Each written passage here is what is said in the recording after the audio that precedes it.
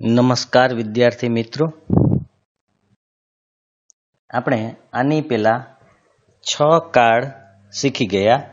એમાં 3 સાદા કાર્ડ અને 3 ચાલુ કાર્ડ હતા. હવે આપણે પૂર્ણ કાર્ડ જોવાના છે. તો એની અંદર આપણે પહેલો કાર્ડ, આમ 7મો કાર્ડ છે. ટોટલ નંબર જોઈએ તો 7મો કાર્ડ છે, પણ પૂર્ણમાં પ્રથમ કાર્ડ એટલે the perfect present tense. Perfect એટલે પૂર્ણ, પ્રેઝન્ટ એટલે વર્તમાન અને ટેન્સ એટલે કાળ. તો પૂર્ણ વર્તમાન કાળ. જ્યારે કોઈ ક્રિયા તરત જ પૂરી થઈ હોય ત્યારે આ કાર્ડનો ઉપયોગ થાય છે. તરત જ પૂરી થઈ હોય એટલે જે ક્રિયા પૂરી થઈ જ હોય હમણાં, ત્યારે પૂર્ણ વર્તમાન કાળ વપરાય.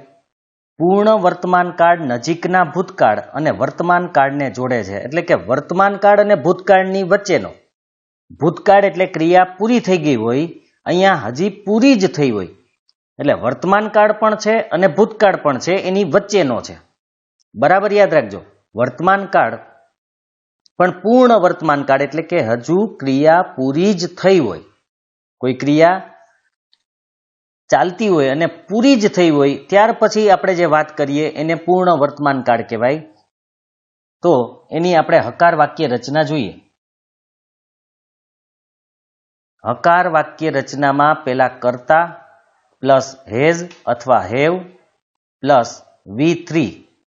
અહીંયા આપણે પાસ્ટ પાર્ટિસિપલ એટલે ભૂત કૃદંત યાદ રાખજો. આપણે પહેલું રૂપ જોયું હતું V1 એ મૂળ ક્રિયાપદ હતું, V2 હતું એ ભૂતકાળનું રૂપ હતું.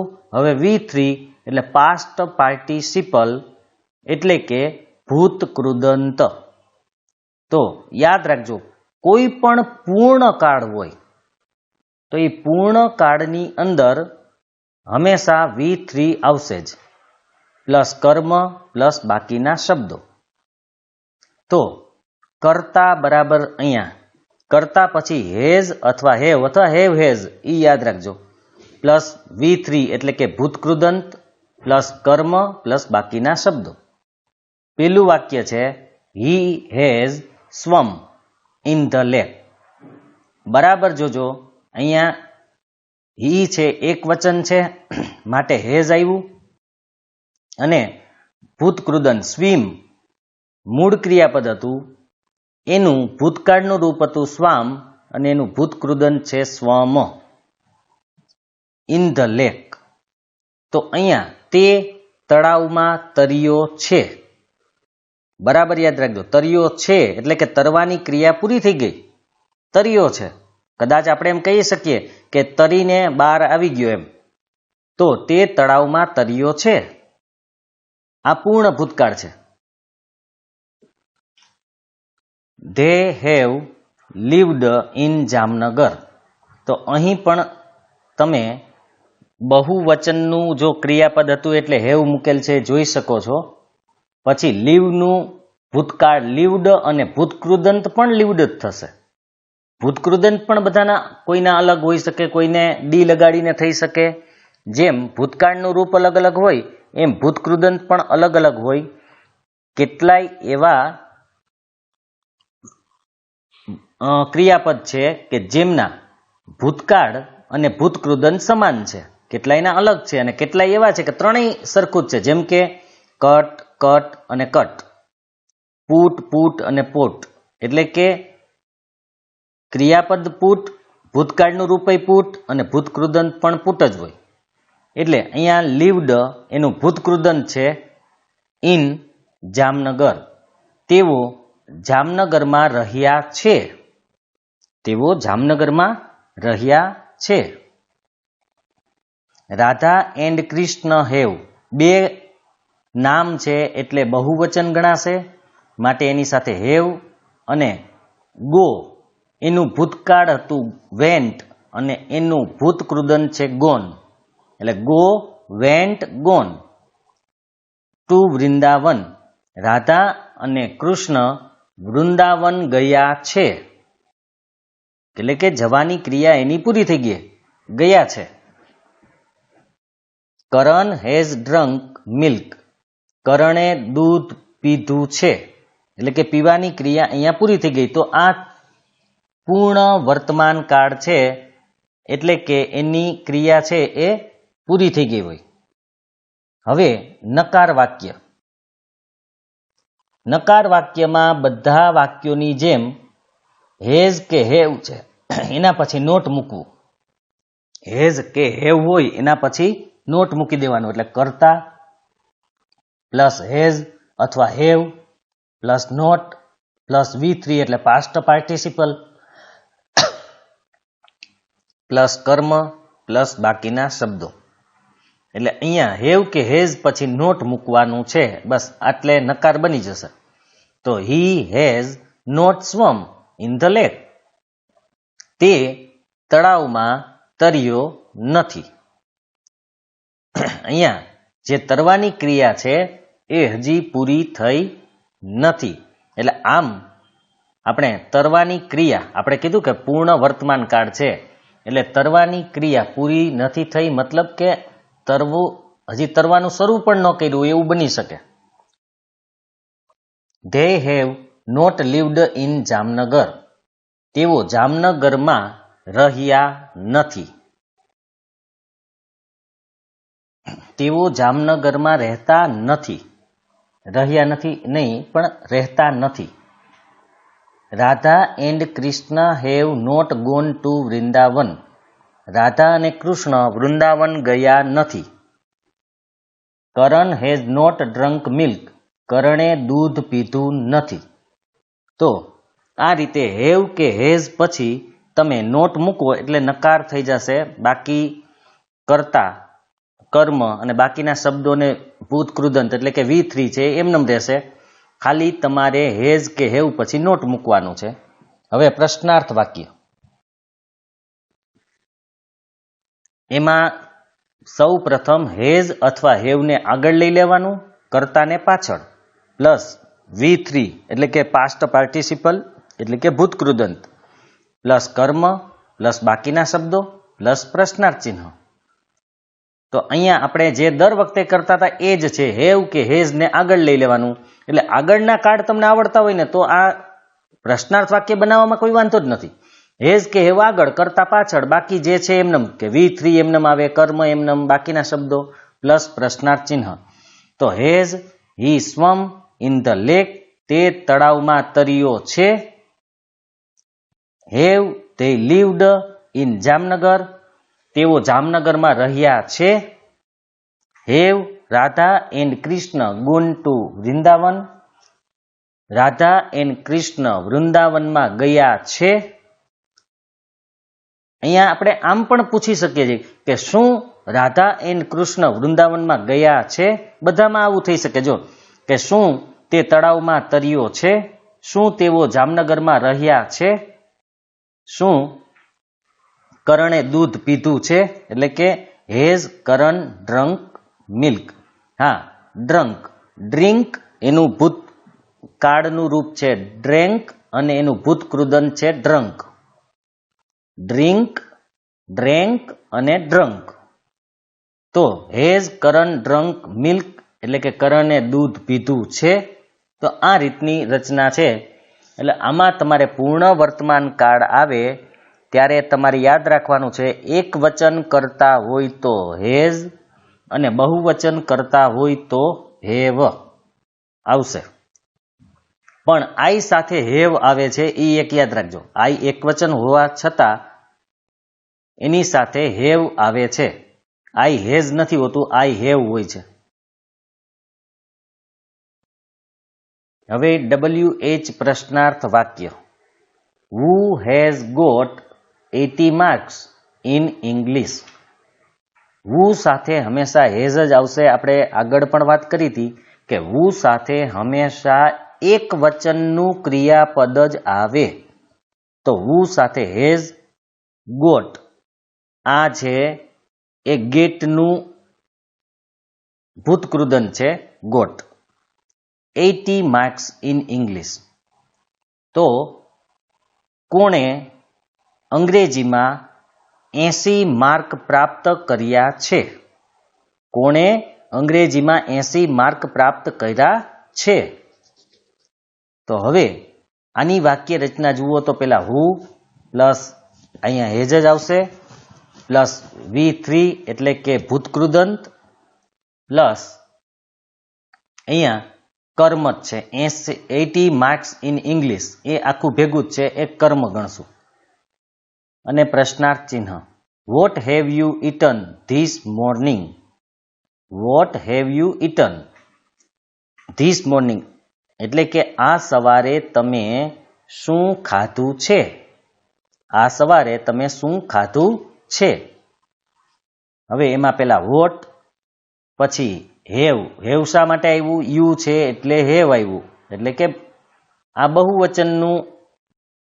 બહુવચનનો કર્તા છે યુ માટે હેવ પછી ઇટન એ ભૂતકૃદંત છે ઈટ એટ અને ઇટન અને આ જે છે ધીસ મોર્નિંગ એને તમે બાકીના શબ્દ તરીકે પણ ગણી શકો છો કારણ કે કર્મ આમાં ન હોય એટલે પેલા આવશે વોટ પછી હેવ કે હેઝ પછી આવશે કર્તા પછી આવશે V3 પછી બાકીના શબ્દ અને પ્રશ્નાર્થ ચિહ્ન when has Haresh met you Haresh તમને ક્યારે મળવાનો છે હરેશ તમને ક્યારે મળવાનો છે તો પેલા વેન એની સાથે હેઝ હેઝ એટલા માટે આવ્યું કારણ કે અહીંયા હરેશ એક વચન છે મેટ મીટ મેટ મેટ મીટનું ભૂતકૃદંત મેટ અને અહીંયા યુ હવે પેલા વેન સાથે હેવ અથવા હેઝ આવે એક વચન હશે તો હેઝ બહુવચન હોય તો હેવ પછી કર્તા પછી V3 અને આ યુ છે એ કર્મ છે એટલે અહીંયા કર્મ આવશે અને પ્રશ્નાર્થ ચિહ્ન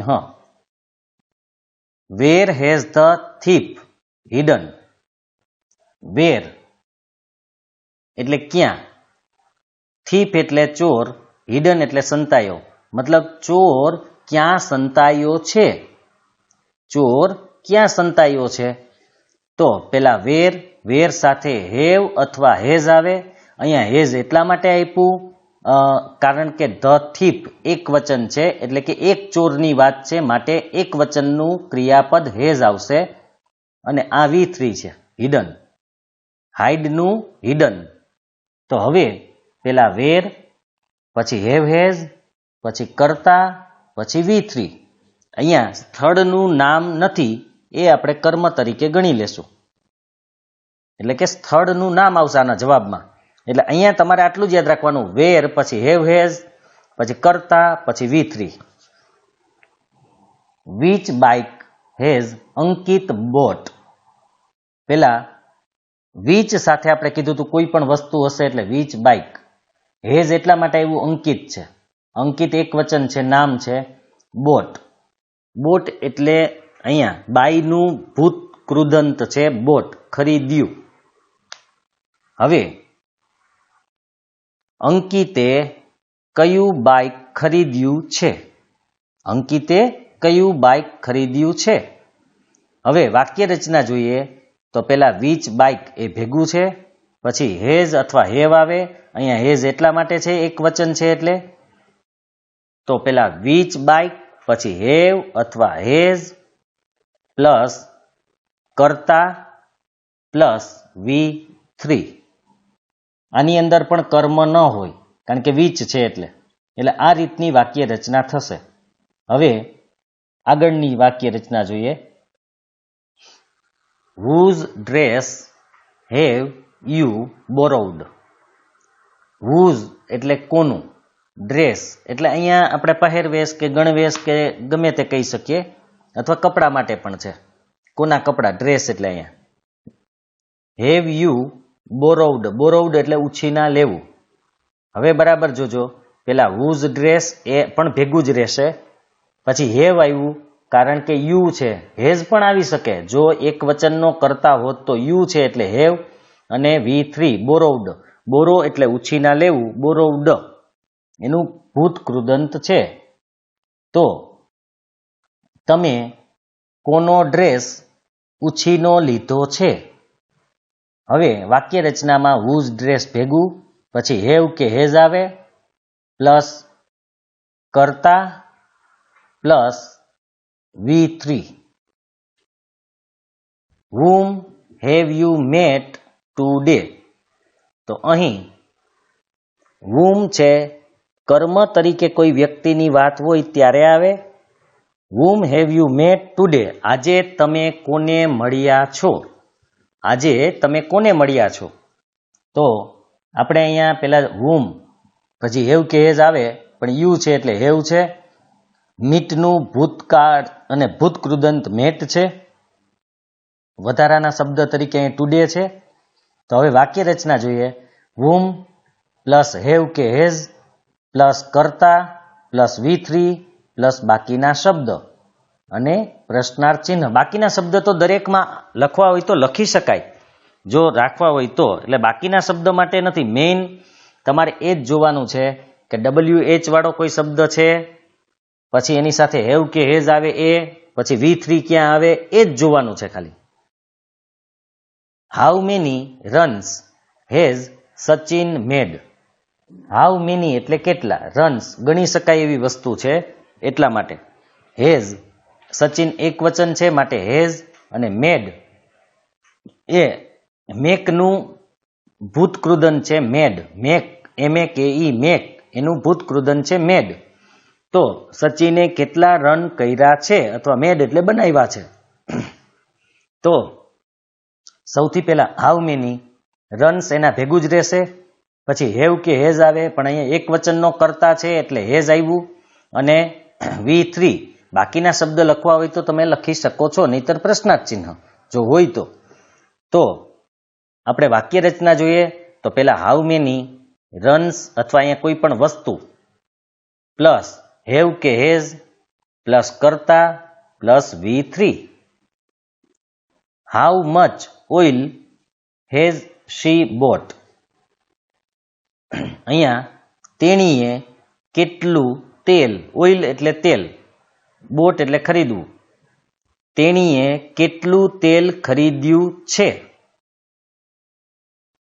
તો હાઉ મચ ઓઇલ, ઓઇલ એના સાથે જ, કારણ કે ઓઇલ અહીંયા વસ્તુ તરીકે છે એ હાઉ મચ સાથે ભેગું જ આવશે. હેઝ એટલા માટે આવ્યું કારણ કે શી એક વચન હતું, પછી V3 તરીકે બોટ છે. તો હવે વાક્ય રચના જોઈએ. તો હાઉ મચ સાથે જે તે વસ્તુ હોય તે વસ્તુનું નામ, હેવ અથવા હેઝ, કરતા અને V3 બાકીના શબ્દ હોય તો લખવાના, નહીતર પ્રશ્નાર્થ ચિહ્ન. તો આ રીતે પૂર્ણ વર્તમાન કાળ છે. હવે પૂર્ણ વર્તમાન કાળમાં થોડોક ફરક આપણે એટલે કે ફેરફાર કરીએ એટલે પૂર્ણ ભૂતકાળ બની જશે. તો હવે આપણે પૂર્ણ ભૂતકાળ જોઈશું. The past perfect tense. Past એટલે ભૂત, પરફેક્ટ એટલે પૂર્ણ, ટેન્સ એટલે કાળ, પૂર્ણ ભૂતકાળ. ભૂતકાળમાં કોઈ ક્રિયા અમુક સમયે પૂર્ણ થઈ હતી તે દર્શાવવા માટે આ કાળ વપરાય છે. ભૂતકાળમાં કોઈ ક્રિયા પૂરી થઈ ગઈ, યાદ રાખજો, ભૂતકાળમાં જ ચાલુ થઈ અને ભૂતકાળમાં જ પૂરી થઈ ગઈ, ત્યારે પૂર્ણ ભૂતકાળ વપરાય છે. સામાન્ય રીતે ભૂતકાળમાં બે ક્રિયાઓ બની હોય ત્યારે તે બંને ક્રિયાઓમાંથી પ્રથમ ક્રિયા પૂર્ણ ભૂતકાળમાં અને બીજી ક્રિયા સાદા ભૂતકાળમાં દર્શાવાય છે. બરાબર યાદ રાખજો કે ઘણી વખત એવું બને કે ભૂતકાળની અંદર પણ બે ક્રિયા બની હોય, તો એમાં જે પ્રથમ ક્રિયા હોય એ પૂર્ણ ભૂતકાળમાં હોય અને બીજી ક્રિયા જે બનેલી હોય એ સાદા ભૂતકાળમાં દર્શાવવી. આ ખાસ યાદ રાખવાનું છે. બે ક્રિયા બનેલી હોય ત્યારે પ્રથમ બનેલી ક્રિયા પૂર્ણ ભૂતકાળમાં. કારણ કે શા માટે પૂર્ણ ભૂતકાળમાં? તો એના માટે આપણે બે ક્રિયા થઈ, બે ભૂતકાળમાં થઈ છે, તો પહેલી ક્રિયા તો સૌ પ્રથમ બનેલી હશે માટે એને પૂર્ણ ભૂતકાળ, બીજી ક્રિયા પછી બનેલી છે, ભલે ભૂતકાળમાં જ બની છે એટલે પછી બની છે એને સાદા ભૂતકાળમાં. તો યાદ રાખજો, જ્યારે બે ક્રિયા હોય ત્યારે સૌ પ્રથમ બનેલી ક્રિયા હોય ને એ હંમેશા પૂર્ણ ભૂતકાળ આવે અને પછી બનેલી હોય એ સાદા ભૂતકાળમાં આવે છે. વાક્ય આવશે એટલે હું તમને કહીશ.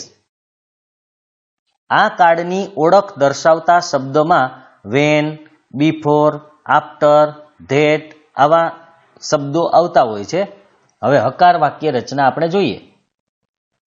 હકાર વાક્ય રચનામાં સૌ પ્રથમ કર્તા પ્લસ હેડ. હવે જો પૂર્ણ વર્તમાન કાળ અને પૂર્ણ ભૂતકાળનો ફરક આટલો જ છે. પૂર્ણ વર્તમાન કાળમાં હેઝ અથવા હેવ આવતું હતું તો એનું અહીંયા હેડ કરી નાખવાનું છે. હેઝ અથવા હેવનું હેડ કરવાનું છે. બસ આટલો જ ફરક. બાકી V3 કર્મ બાકીના શબ્દો એ એમનેમ રહેશે. ફરક આટલો જ યાદ રાખજો કે હેવ કે હેઝનું હેડ કરી નાખો એટલે પૂર્ણ ભૂતકાળ થાય. અને આ યાદ પણ રાખવાનું છે, ખાસ કરીને એક્ટિવ પેસિવ માટે પણ અને ડાયરેક્ટ ઇનડાયરેક્ટ માટે પણ આ વસ્તુ યાદ રાખવાની છે. તો કર્તા plus had plus V3 plus કર્મ પ્લસ બાકીના શબ્દો. પહેલું વાક્ય છે હી હેડ સ્વમ ઇન ધ લેક. મતલબ કે તે તળાવમાં તર્યો હતો. અહીંયા તરવાની ક્રિયા પૂરી થઈ ગઈ. જો સાદા ભૂતકાળમાં મેં તમને એવું કીધું હતું કે તે તળાવમાં તર્યો, બસ આટલું જ હતું. કારણ કે એ ક્રિયા બહુ નજીકની હોય છે એટલા માટે. તે તળાવમાં તર્યો હતો. હી હેડ, અહીંયા હેવ હેઝની જગ્યાએ હેડ.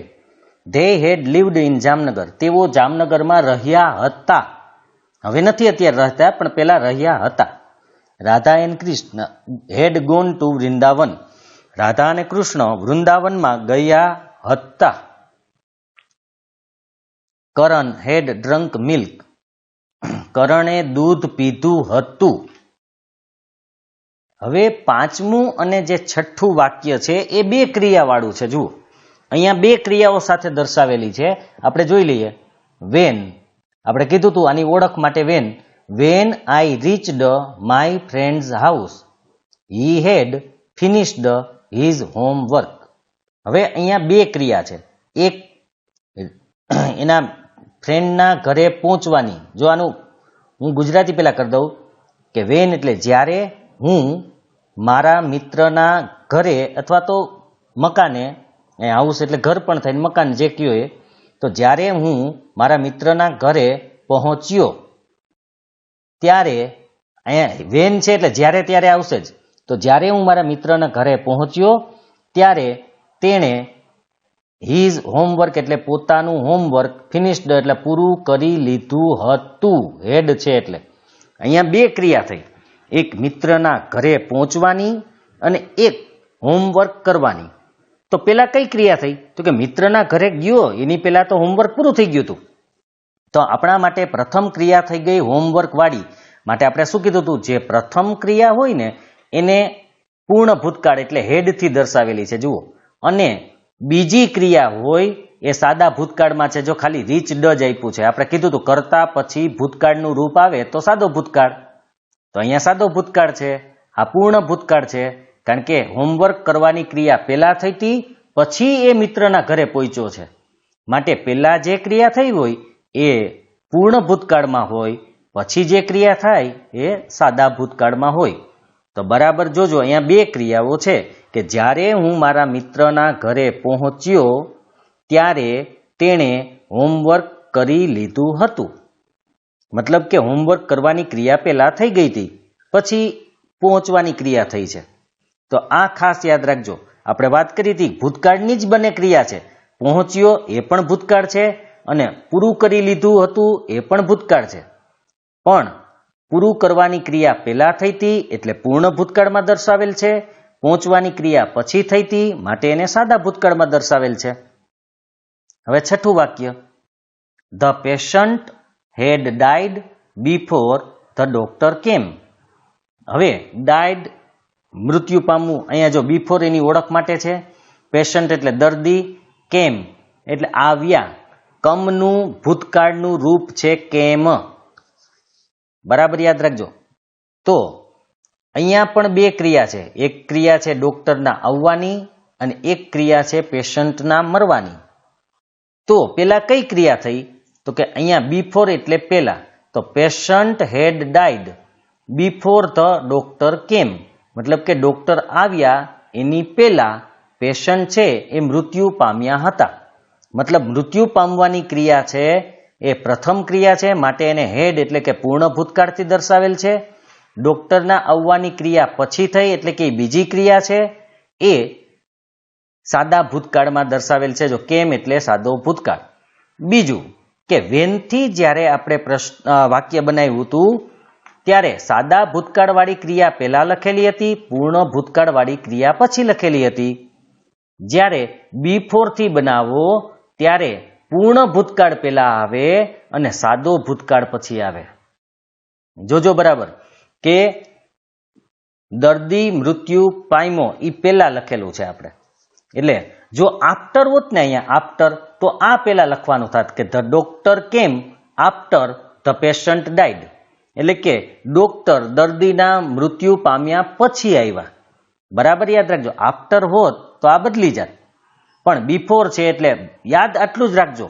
એવું હોય તો તમે બુકની અંદર લખી લેજો કે બિફોર જ્યારે આવે ત્યારે પૂર્ણ ભૂતકાળ પહેલા લખવાનો, બિફોરની પહેલા, અને સાદો ભૂતકાળ બિફોર પછી લખવાનો. અને જો આફ્ટર હોય તો આફ્ટરની પહેલા સાદો ભૂતકાળ અને આફ્ટર પછી પૂર્ણ ભૂતકાળ આવશે. આ આવું લખી લેજો એટલે યાદ રાખવું સરળ બનશે નોટમાં. બરાબર, વિડીયો જોતા જોતા તમે આ લખી લેજો બુક બાજુમાં રાખીને. હવે નકાર વાક્ય. નકાર વાક્ય રચના તો આપણે જે છે એમ જ કે કર્તા પ્લસ હેડ પછી નોટ. ઓમાં હેવ હેઝ પછી નોટ આવતું હતું, આમાં હેડ પછી નોટ આવે.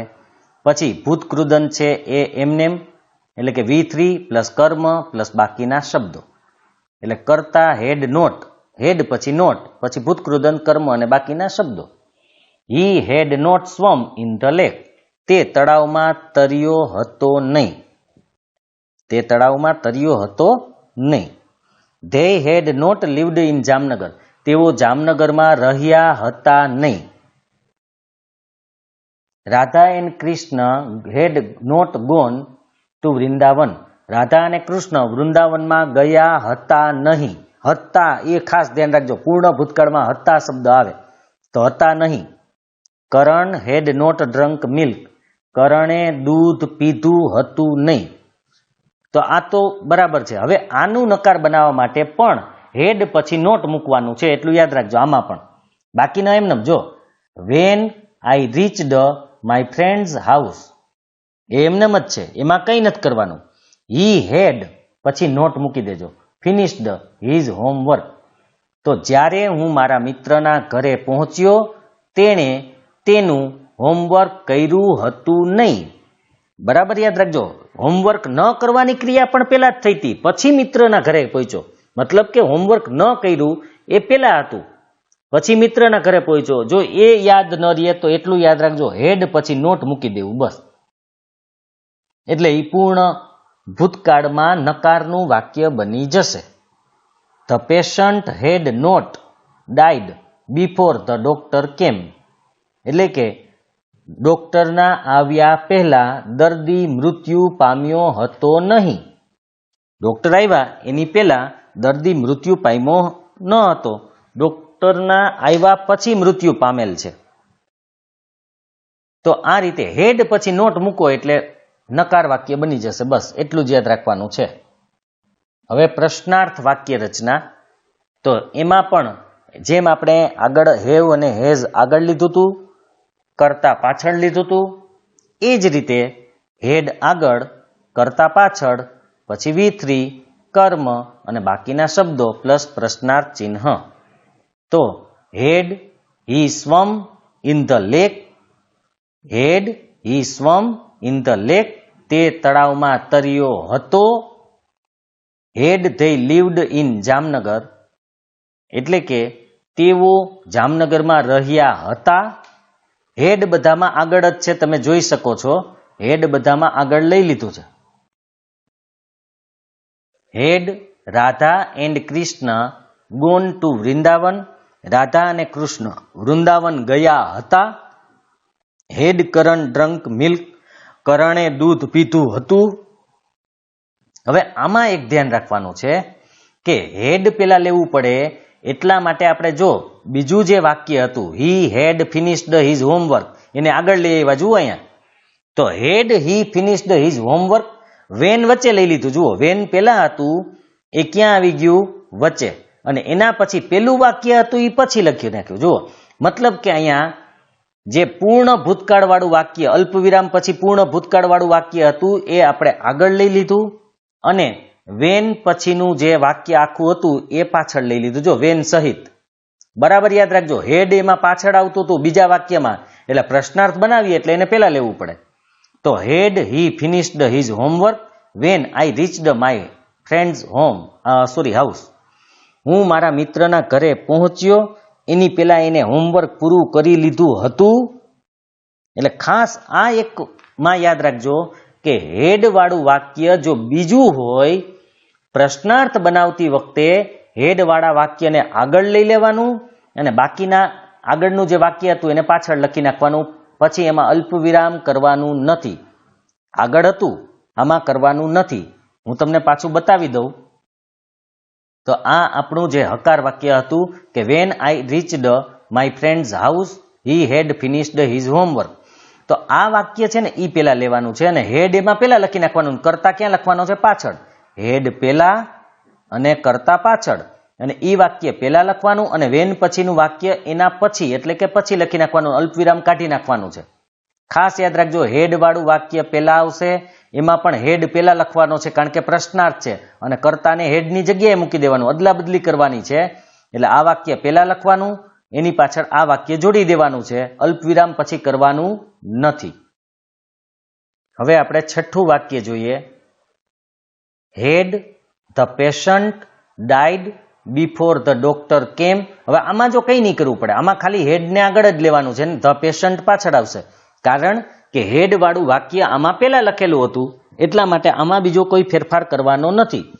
તો હેડ વાળું વાક્ય પેલા છે એટલે હેડને આગળ અને ધ પેશન્ટ પાછળ આવી ગયો, એટલે કરતા પાછળ આવી ગયો.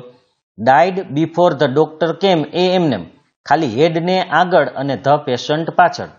તો હેડ the patient died before the doctor કેમ. ડોક્ટર આવ્યા એની પેલા દર્દી મૃત્યુ પામ્યો હતો.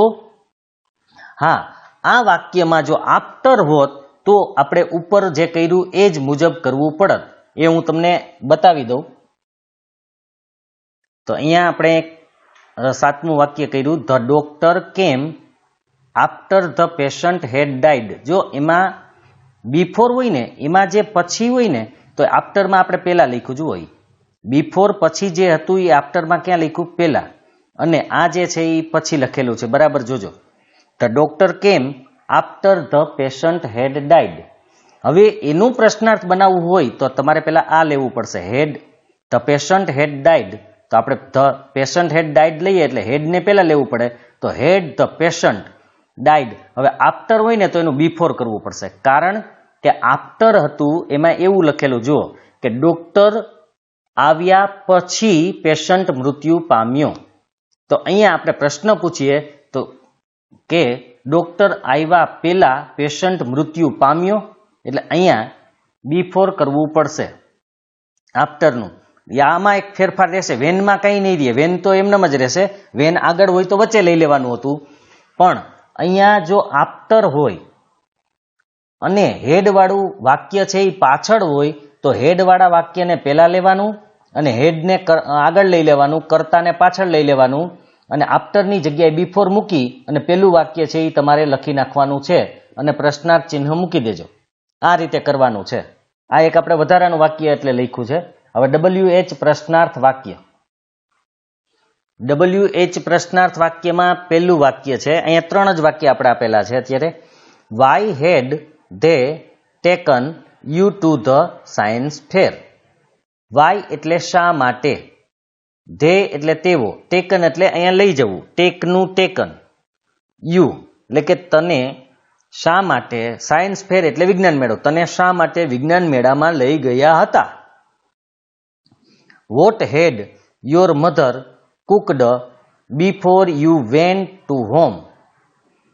Vote head your mother cooked એટલે કે તારા માતાએ શું રાંધ્યું હતું, બિફોર એટલે પહેલા, યુ વેન્ટ ટુ હોમ તું ઘરે ગયો. જો અહીંયા બિફોર પછી સાદો ભૂતકાળ છે, એની પહેલા પૂર્ણ ભૂતકાળ છે હેડ વાળું. હવે આવું શા માટે?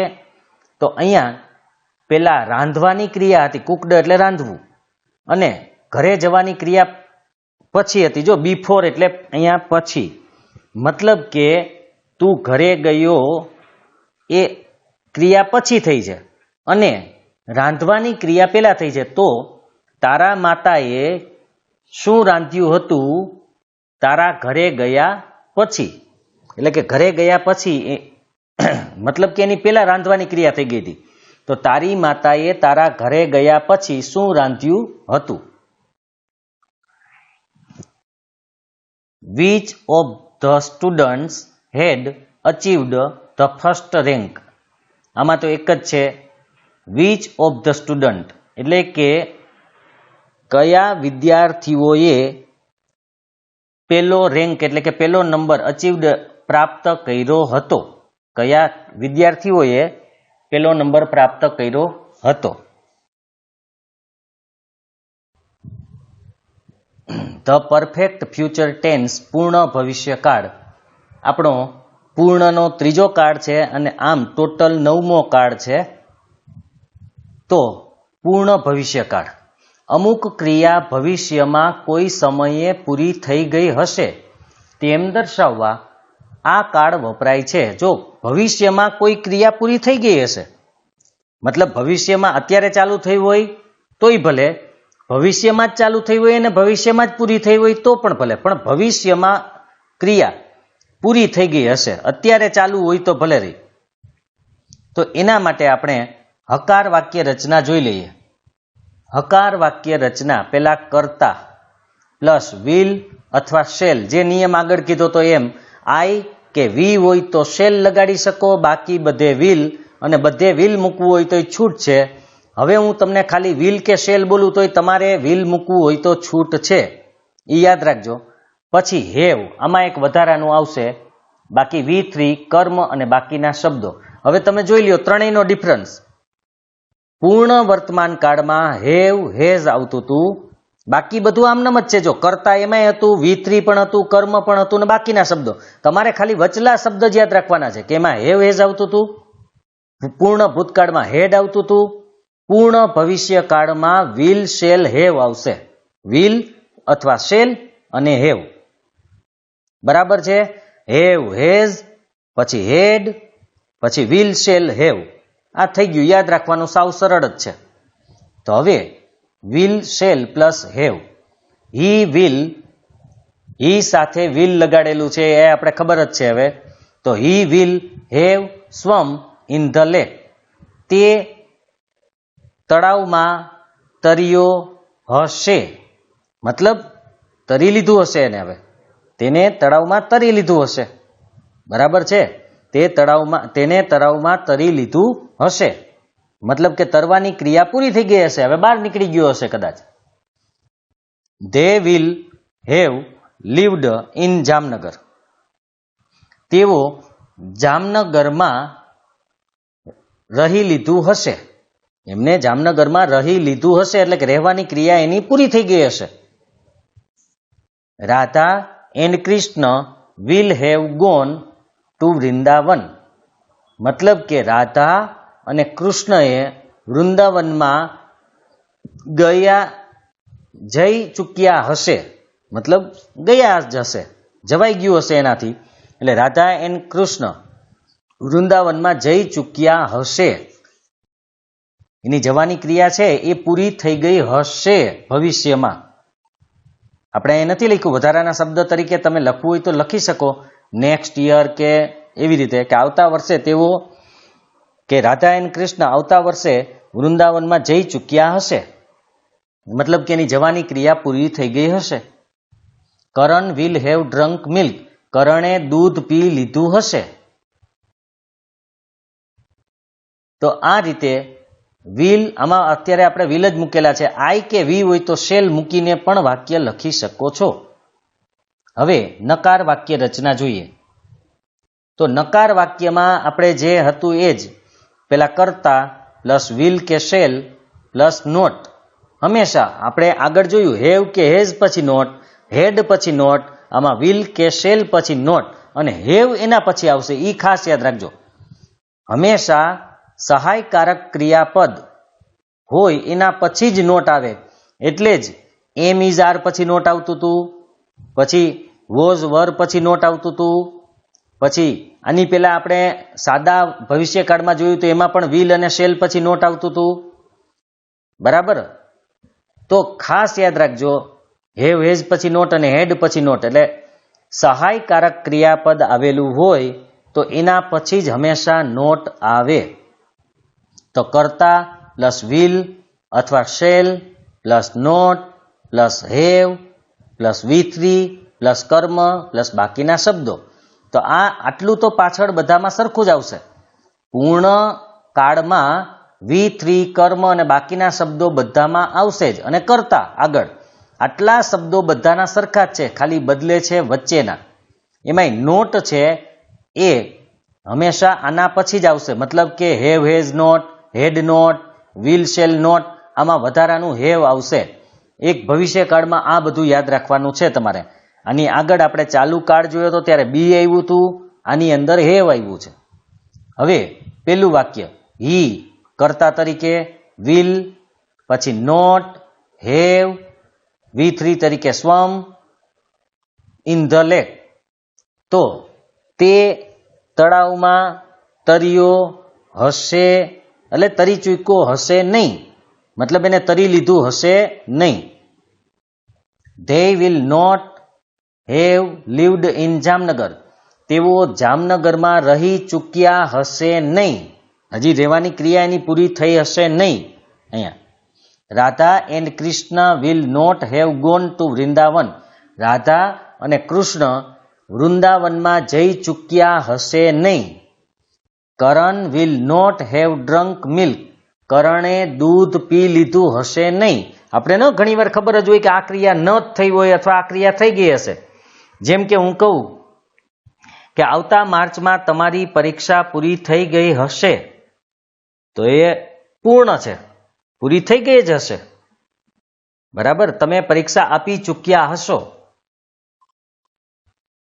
તો અહીંયા પૂર્ણ ભવિષ્યકાળ એટલે અમુક ચોક્કસ સમયે કે અમુક સમયે એમાં એ ક્રિયા પૂરી થઈ ગઈ હોય એ દર્શાવે છે.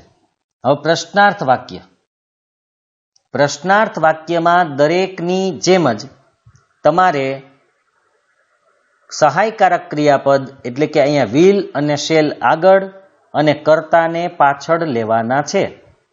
બરાબર યાદ રાખજો, વિલ અને શેલ આગળ. ઓમાં પૂર્ણ વર્તમાન કાળમાં હેઝ અને હેવ આગળ લીધું હતું, પૂર્ણ ભૂતકાળમાં હેડ આગળ લીધું હતું, અને પૂર્ણ ભવિષ્યકાળમાં વિલ કે શેલ આગળ લેશું અને કર્તાને પાછળ લેશું.